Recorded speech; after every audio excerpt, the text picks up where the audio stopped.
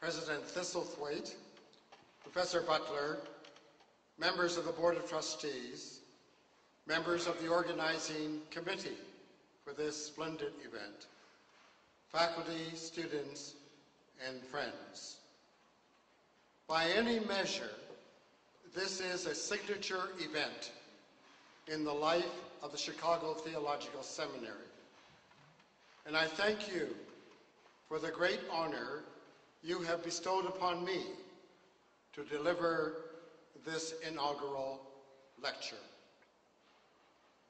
Charles Shelby Rooks was known widely by his middle name, Shelby. He was an extraordinary man whose leadership genius enabled his ministry to span 4 careers: local church pastor, foundation executive, seminary president, and vice president of the United Church Board for Homeland Ministries. Throughout his professional career, his beloved wife, Adrienne Martinez Rooks, and his family were his most consistent supporters. Both his wife and daughter predeceased him in death in less than a year before his own death. I saw him last shortly after his wife's death, when I spent an afternoon with him at their Somerset home in New Jersey. He was still very much in mourning. We were both widowers at the time. I am grateful for the privilege of having known Shelby for over 30 years, having first met him in 1970 at the organizing meeting of the Society for the Study of Black Religion.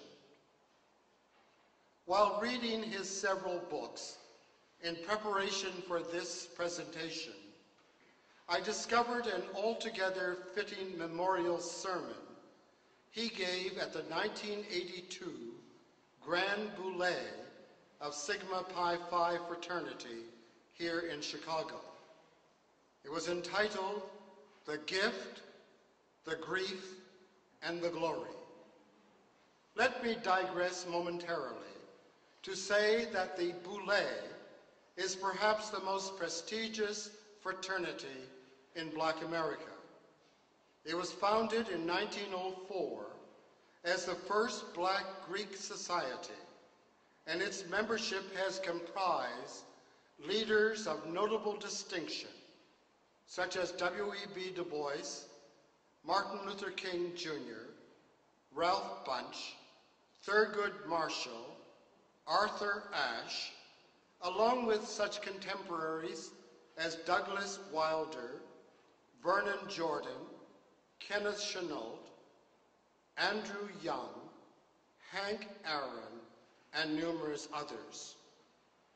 In his sermon on that occasion, Shelby set forth his basic philosophy that life is a gift of God that should be lived for the good of God's creation.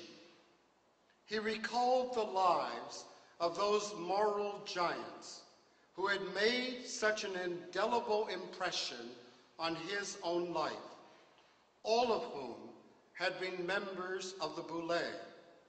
Men like his college teachers, John Hunter, Harry Roberts, and George Singleton. Arthur Gray, his colleague in the ministry of the denomination in which he was ordained. Martin Jenkins and Walter Davis, who were college presidents. Bill Lofton, his family doctor, who delivered his daughter, Carol Ann. Frank Jones, a member of the church he pastored in Washington, D.C. His neighbor, Charles Thompson. In this long list of distinguished men and women, he pointed out one characteristic they all had in common: a creative courageous, and energetic use of the gift of life. Here are men and women in whom we all take tremendous pride, he said. Our esteem is due to their vigorous spending of life in order to improve the difficult and brutal conditions under which most human beings exist. Their courage and labor provided benefits enjoyed not just by themselves, but by everyone. Our young people of today desperately need models to emulate.